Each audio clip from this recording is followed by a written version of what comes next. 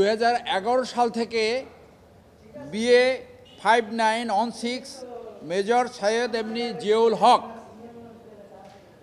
যাকে স্বৈরাচারী সরকার জঙ্গিবাদ তকমা দিয়ে তার বিরুদ্ধে টোটাল 60টি মামলা করেছিল। যে মামলার মধ্যে 3টি মামলায় তার ফাঁসির আদেশ হয়েছে, 4টি মামলা চলমান রয়েছে। 2011 সালে একটি তথাকথিত কু অ্যাটেম্পট হয়েছিল সেনাবাহিনীতে। সেটা মূলত ছিল বাংলাদেশে জঙ্গিবাদ সৃষ্টি হয়েছে, তথাকথিত জঙ্গিবাদ নিধনের নামে সেনাবাহিনীর ধর্মপ্রাণ যারা অফিসার ছিল তাদেরকে টার্গেট করা হয়েছিল।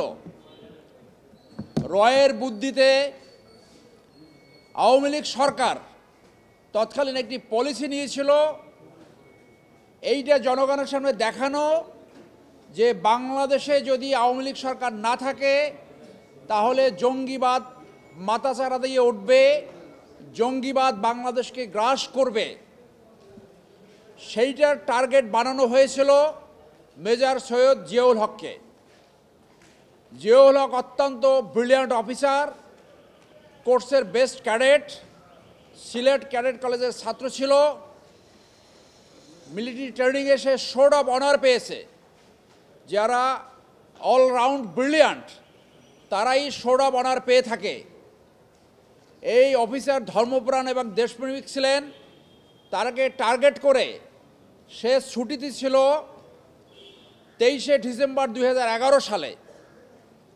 ছুটি থাকাকালীন সাভার তার এক আত্মীয়র বাসা থেকে তাকে অ্যালেজডলি রয়ের অফিসার সহ ইন্টেলিজেন্স অফিসাররা তাকে গুম করে।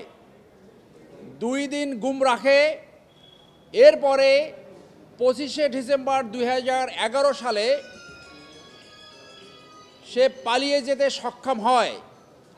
সে অত্যন্ত বুদ্ধিমত্তার সাথে বলেছিল, তাকে যখন গুম করে ইন্টারোগেশন করছে, অনেকটা তাকে টর্চার করেছে, সে তখন বুদ্ধি খাটিয়ে বলেছিল যে আমি কোনো কিছু আমার ব্রেনে রাখিনি, আমি একটা পেন ড্রাইভ, তোমরা যেখান থেকে আমাকে ধরে নিয়ে আসছো সেইখানে একটা পেন ড্রাইভ আমি থ্রো করে ফেলে আসছি। তখন তারা নিজেরা লোক পাঠালো, পেন ড্রাইভ খুঁজে না পেয়ে পরবর্তীতে তাকে নিয়ে যায়। সে সেই সুযোগে রাতে নিজের জীবন বাঁচাতে সক্ষম হয়েছে ওখান থেকে পালিয়ে গিয়ে। 2011 সালের পরে আমরা জানতাম না সে জীবিত আছে কি না। আপনারা জানেন মেজর জাহিদ নামে এক অফিসারকে জঙ্গি সাজিয়ে সেই সময় ডিবির মনিরুল খুন করেছে। মেজর জিয়া বুদ্ধিমত্তার সাথে তার জীবন বাঁচাতে সক্ষম হয়েছে। একটি সিনেমা আছে এস্কেপিং ফ্রম দ্য ডেথ, এই সিনেমার বাস্তব সংস্করণ হইল মেজর জিয়া। বুদ্ধিমত্তার সাথে তার জীবন বাঁচাতে সে সমর্থ হয়েছে। পরিবর্তিত পরিস্থিতিতে ফ্যাসিজমের পতনের পরে তিনি 2টি আবেদন করেছেন। একটি আবেদন করেছেন আইন উপদেষ্টা এবং ঢাকার ডিসি বরাবর তার এই পলিটিক্যাল মোটিভেটেড মামলাগুলা প্রত্যাহার করার জন্য।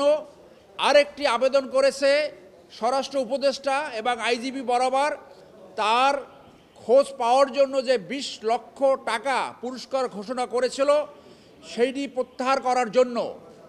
আপনাদের কাছে একটি তথ্য উপস্থাপন করি যে কীরকম সাজানো ছিল, যে নাটক সাজিয়েছে কিন্তু স্ক্রিপ্টটা ঠিকমতো লিখতে পারেনি। এই অফিসারকে প্রথম বানাইলো জেএমবি সদস্য, তারপর তাকে বানাইলো আল কায়দার সদস্য, তারপর তাকে বানালো আনসারুল ইসলামের সদস্য, এরপর বানালো তাকে আইএসের সদস্য। তারপর তার বিরুদ্ধে অভিযোগ আনলো যে হোলি আর্টিজানে যে আক্রমণ হয়েছিল, যে ঘটনা ঘটেছিল, সেইটাও সে নাকি নেতৃত্ব দিয়েছে। সো জঙ্গি নাটকটা খুব খুব পুয়ারভাবে, অত্যন্ত অগভীরভাবে সেটা করেছে, যার জন্য এই মামলাগুলো যে মিথ্যা সেইটা তাদের এই ঘটনাই প্রমাণ পায়। আপনারা জানেন যে কল্যাণপুরে জাহাজবাড়িতে একটি ঘটনা ঘটেছিল, যাদেরকে সেখানে হত্যা করা হয়েছিল তাদেরকে 1 থেকে 2 মাস, কাকুকে 6 মাস আগে গ্রেপ্তার করা হয়েছিল। এইটা এখন পত্রিকায় আরও পরিষ্কারভাবে আসছে। এই মামলাগুলো পুরোটাই পলিটিক্যাল মোটিভেটেড, মিথ্যা এবং জঙ্গি নাটকের অংশ।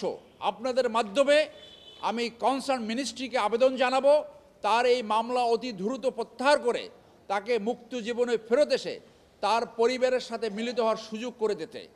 পলিটিক্যাল মামলা প্রত্যাহারের জন্য কমিটি হয়েছে, সেই কমিটি তার এই আবেদন বিবেচনায় নেবে বলে আমরা আশা করি।